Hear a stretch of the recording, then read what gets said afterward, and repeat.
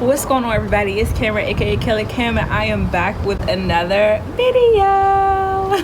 As you guys can see, this is not my normal setup. I do not do like this when I come on camera all the time, I promise. I just got back from a really intense workout, so that's why I am coming on camera looking like this. As you all heard from the title, this will be my first cooking video. I never have done cooking videos ever. This is my first time attempting or making macaroni and cheese and candied sweet potatoes, and it came out delicious. I promise you, if you follow this recipe step by step, you're gonna have your family members begging you at every function to cook for you because it's that good. I got both of these recipes from two YouTubers, and I will link the videos down below. I will link those videos down below for you guys to learn how to make your own candied sweet potatoes and good southern baked macaroni and cheese as well. But I hope you guys enjoyed this video. Make sure to like, comment, and subscribe. And if you have any questions, you can DM me on Instagram, Twitter, whatever the case may be. And also, for all the people who've been asking me to do the Hampton videos, I will be doing them very, very soon. I did not disregard y'all requests, so I promise y'all it's coming real soon. But hope you guys enjoy this video. Alright guys, I'm letting the potatoes come to a boil because it makes it a lot easier to peel. It literally falls right off, and this takes about an hour. So I'll let them sit for an hour and then I begin peeling. Alright guys, these are all of my ingredients. As you can see, I have the marshmallows, the jet puffed marshmallows, of course. I have my aluminum pan. I used vanilla extract, of course, it gave it a great flavor. I then used some seasoning salt, which tied all the flavors together literally perfectly, like perfectly. I also used nutmeg. Me and my family are big on nutmeg. We love nutmeg, especially in our pancakes. So we used it in our sweet potatoes, and it came out bomb. It tasted so good. Of course, I'm using cinnamon for the sweet potatoes. It gives it a really great flavor with our sweet potatoes without cinnamon. I, of course, used sugar, of course, and a splash of orange juice. Alright, the potatoes are all done. They are ready to come right, the skin is ready to come right off. You can tell that they're done because I'm able to stick a knife right through them smoothly. Yeah, so this was really an easy process. It didn't take long at all. I'm going to transfer them into this pan when I'm all done. This is what the potatoes look like when I transferred them to the pan. They are all cut up. I was going for like a sweet potato souffle. I then added a splash of water in it. I really should have used only literally 1 cup. Instead, I used 1.5 cups, which was a bit too much. I had to drain it at the end, but it still came out perfectly. So that's the first thing that I'm doing, is transferring the 1.5 cups, which really should be 1 cup of water, into the pan. Next, I added just a splash of orange juice. You do not need a lot because it's all going to come together in the end. I then used literally a teaspoon of vanilla extract. I'm sorry, I think it was 2 teaspoons, it was a teaspoon and a half. Sorry, 1.5 teaspoons of vanilla extract. This is what it is looking like so far with everything that I've added in it. And it's looking pretty good and ready to go in the oven. The next thing I added was just 1.5 teaspoons of salt. You do not need a lot of salt. You do not want your candy yams tasting salty.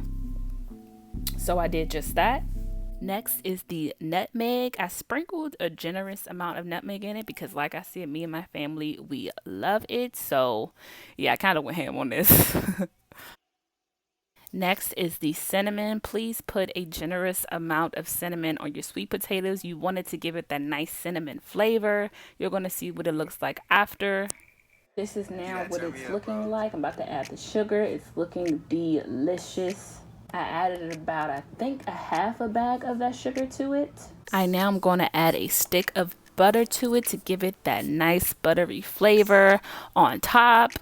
It's time to put it on in the oven for about an hour, keeping an eye on it and stirring it together for about 30 minutes while being in the oven. And yeah, make sure you mix it all together and get all the flavors in. Now onto the delicious macaroni and cheese that I made for the first time. I'm going to be using elbow noodles, this carnation milk, what is this, sea salt, pepper, paprika, of course, to top it off, butter, what else, 2 eggs, and of course my cheeses. I used 4, well, not 4 separate cheeses, but I used 4 bags of cheese. Cheddar cheese, it was sharp cheddar cheese, and it was also this triple cheddar cheese, and it turned out amazing. I'm going to first start off by mixing these 2 lovely eggs so I can start adding my seasonings and stuff to it. As you all can see here, I am lightly beating these eggs to give it a nice smooth consistency so I can top it off with my mac and cheese or on the noodles. To these eggs, I added brown sugar, salt, and pepper. Real chefs know why I added that brown sugar. It gives it a really, really delicious flavor. It's not too sweet or anything. It just gives it the perfect flavor. I have my cheese all cut up, ready for my delicious cheese sauce, and I have everything laid out so I can have it all together. When the noodles come out, I can just start adding the material, all the ingredients to. I'm letting the water come to a boil before I add the noodles in it, and I put salt and oil in it, of course, beforehand. The water has come to a boil. I can finally add my noodles in.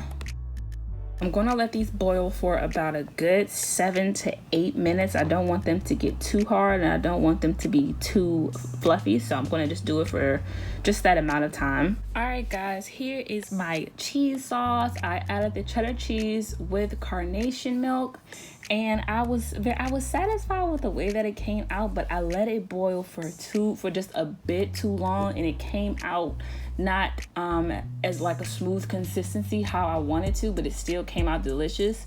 Now I know for the next time to make sure to keep an eye out for the cheese sauce and to put it on a low temperature. I kind of had it on medium or something like that. It was just a bit too hot, but it still came out delicious though, so I'm not too upset.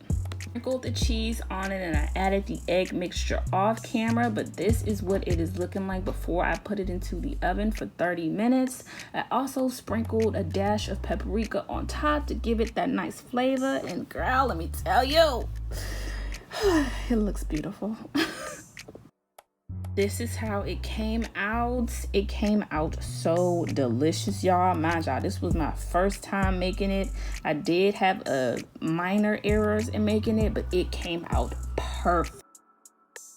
These are how the candied sweet potatoes came out. Like I said, I let them sit in the oven for about an hour and 20 minutes, and these are the results. Bomb. If you follow the simple recipe to a T, this is how it'll come out. All right guys, that is the end of this video. I hope that you guys enjoyed it, and I hope that you all will try these recipes on your own. If you tried it, let me know, and if you tried it, let me know how it came out. I know it came out delicious because yeah, I cooked it and you got it from me. Well, not from me, but from other sources on YouTube, but whatever, I still showed y'all. But yeah, don't forget to like, comment, and subscribe. Let me know what you guys have been doing to keep yourselves busy during quarantine. Cooking has most definitely been one of those skills that I picked up on to keep me busy, and it also has been very satisfying to me and learning how to cook different things. So yeah, hope you guys are doing well and staying safe, and I'll be back very, very soon with another video. It's most likely going to be one of the Hampton ones, so stay tuned for that, and make sure to like, comment, and subscribe. But bye guys, see you soon.